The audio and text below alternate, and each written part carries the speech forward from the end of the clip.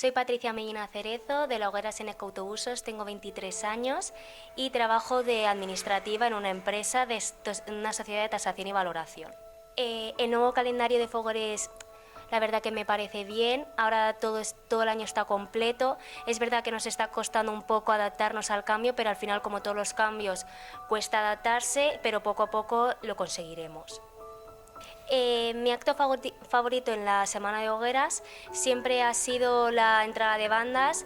En nuestra hoguera, en Seneca, tenemos nuestro himno que es de Quiroga Seneca, y entonces un momento súper especial es ir por la Rambla, desde arriba ver a toda tu comisión con el himno de Quiroga Seneca. Es uno de los momentos más especiales y aún cuando lo recuerdo se me ponen los pelos de punta. Pues después de 2 años esperando, después de la pandemia, que surgieran las hogueras, a que volvieran otra vez, hemos vuelto con más fuerza que nunca, hemos tenido que empezar de nuevo, pero al final todo era como un simple recuerdo, pero está ahí y hemos vuelto más fuertes que nunca.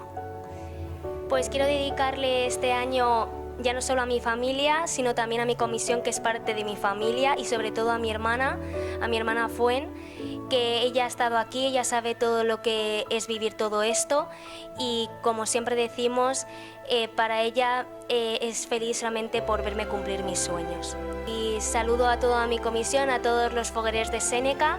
También quiero saludar a Rosana González y a Lourdes, dama de honor de la Vella del Foc.